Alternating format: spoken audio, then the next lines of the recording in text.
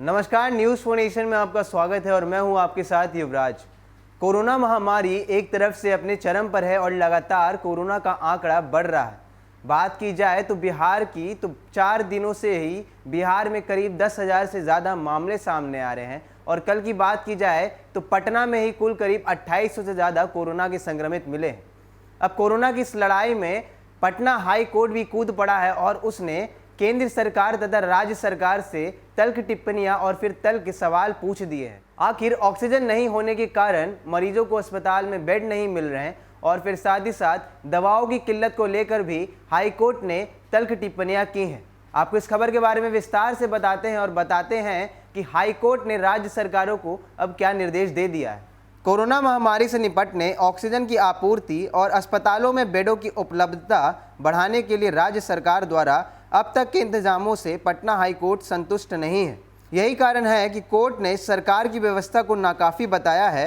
न्यायाधीश चक्रधारी शरण सिंह एवं न्यायाधीश मोहित कुमार शाह की खंडपीठ के सामने शुक्रवार को सुनवाई के दौरान राज्य सरकार ने महामारी से बचाव के लिए ऑक्सीजन की उपलब्धता और उसकी निर्बाध आपूर्ति की विस्तृत कार्य योजना पेश की। राज्य सरकार की तैयारियों से असंतुष्ट खंडपीठ ने महानिबंधक को निर्देश दिया कि हाई कोर्ट की एक मेल आईडी बनाई जाए और उसे मीडिया के जरिए प्रचारित किया जाए। मेल आईडी पर अस्पतालों से बेड, ऑक्सीजन एवं दवा आपूर्ति की स्थिति की रिपोर्ट मंगाई जाए। प्रदेश भर के जिस भी अस्पताल में ऑक्सीजन समेत मरीजों के इलाज की व्यवस्था में कमी की बात आए तो उसकी सूचना तुरंत हाईकोर्ट के ईमेल आईडी पर मंगाई जाए। हाईकोर्ट प्रशासन सूचना देने वाले उक्त अस्पताल के संबंधित जिले के डीएम को फौरन सूचित करेगा और जरूरी सुविधाएं दिलाने का निर्देश देगा। एक तरफ जहां अस्पतालों में ऑक्सीजन एवं बेड की कमी की आ रही खबरों के आधार पर हाईकोर्ट ने यह पहल की है। खबरों में कहा जा रहा है कि कोरोना संक्रमितों के इलाज के लिए ज़रूरी सुविधाएं नहीं मिल रही हैं।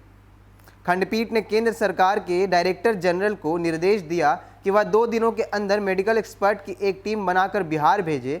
टीम राज्य सरकार की तैयारियों और वर्तमान कार्य योजना का आकलन करेगी। साथ ही अदालत को बताएगी कि कोरोना के बढ़ते संक्रमण से निपटने में सरकार की यह कार्य योजना कितनी कारगर है। अगली सुनवाई 27 अप्रैल को होने वाली है।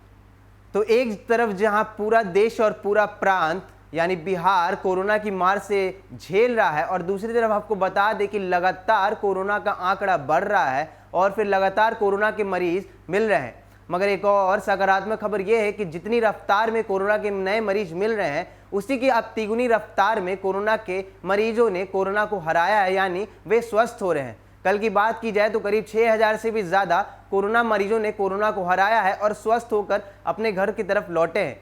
मगर हाँ, अब कोरोना की लड़ाई में हाई कोर्ट भी कूद पड़ा है और उसने राज्य सरकार को साफ कह दिया है कि एक ईमेल आईडी बनाई जाए और उसमें तमाम अस्पतालों के लिए बेड, ऑक्सीजन और दवाओं की आपूर्ति का लेखा जोखा उसमें रखा जाए ताकि मरीजों को कोई भी दिक्कत ना हो। और फिर किसी भी अस्पताल में ऑक्सीजन या फिर बेड्स की कमी होती है तो उसे मेल आईडी के जरिए हाई कोर्ट खुद राज्य सरकार को बताएगा और उस अस्पताल में बेड्स और फिर ऑक्सीजन की कमी है या फिर दवाओं की आपूर्ति समय पे कर दी जानी चाहिए ताकि मरीजों को कोई दिक्कत ना हो। लगातार खबरों में बने रहने के लिए आप देखते रहिए न्यूज़ फोनेशन। नमस्कार।